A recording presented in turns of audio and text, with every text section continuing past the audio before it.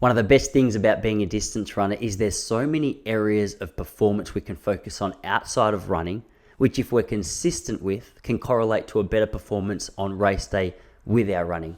Today, I wanted to have a look at 5 things that almost every professional athlete is doing on a fairly regular basis outside of their running performance, which correlates to a better performance on race day.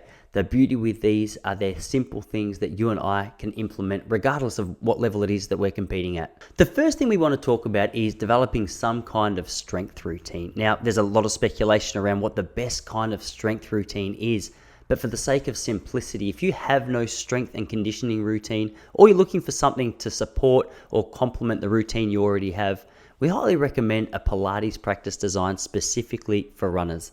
Some of the beauty and the benefits of a Pilates practice is it not only helps balance the muscular strength on either side of the body, it's well known for its ability to strengthen the spine and also help support runners technically in the later stages of a race. One of the most amazing things about Pilates is you're shown just how much strength you can develop without the use of weights and sometimes without even the use of bands.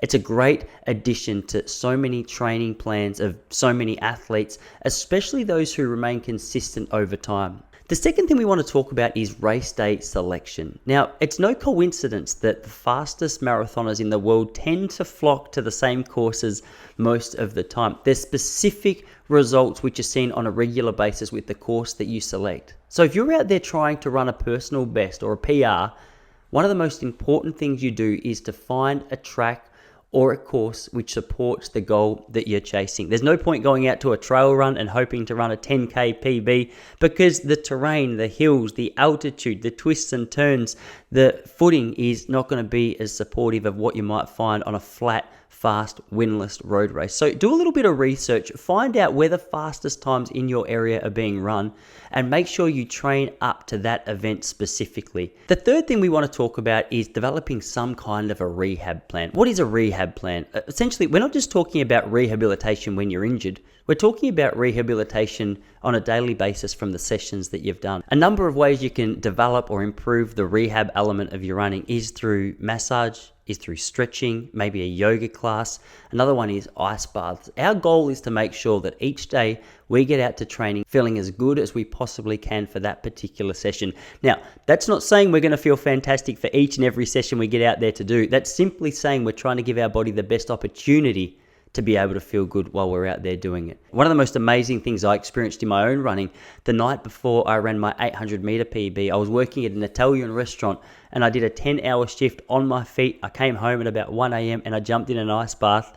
I got up the next morning and felt $1,000,000. Despite how much running around, walking around I'd done in the restaurant that night, the following day I ran 1:54, which at the time was the fastest I'd ever run over 800 meters. And I put that recovery so much down to the ice bath. So if you don't have a lot of money, if you don't have a lot of time, one of the best strategies is to get a bucket of ice to help eliminate the inflammation and the pain that's come up throughout the course of your training. The fourth thing I want to talk about is fueling. Now, one of the most important things that you and I can do is make sure we're fueling correctly for the race that we're doing. Now, there's a lot of information about how much we should drink, what we should drink, what we should eat, when we should eat, how we should eat. It can be a little bit overwhelming. Now, one of the partners here at Relax Running is Precision Hydration. And the reason they're one of our partners is because of the fact that their experts and scientists have studied this for many years and come up with plans specific for you. So really encourage you to jump across to Precision Hydration and take the free sweat test to find out what kind of sweater you are. If you want to get the most out of your fueling and hydration plan when it comes to training and racing, it's very important you replace the salts, the sugars, the energy stores that it is that you're losing the most. Don't just read a random article on Google and assume, okay, I guess that works for me, because you're an individual and running is a very individual sport. Find out what you're losing in your sweat so that you can replace it most effectively, so that when you get out and you're required to draw on that energy, you've got the energy stores ready to go. The last thing we need to talk about is technique and finding relaxation in the discomfort of distance running.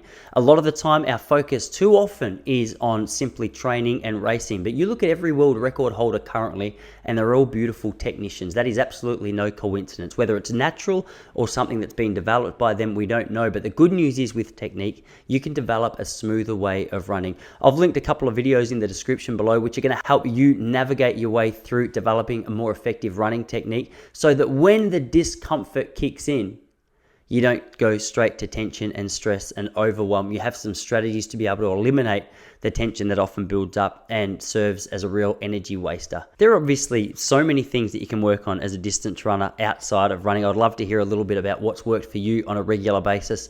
If that was helpful, give the video a like. Make sure you subscribe. We've got new videos and podcasts coming out here each and every week. If you've got any questions or comments, let me know in the comments below. That's where we'll continue our conversation. But for now, happy training, and we'll see you all here again really soon.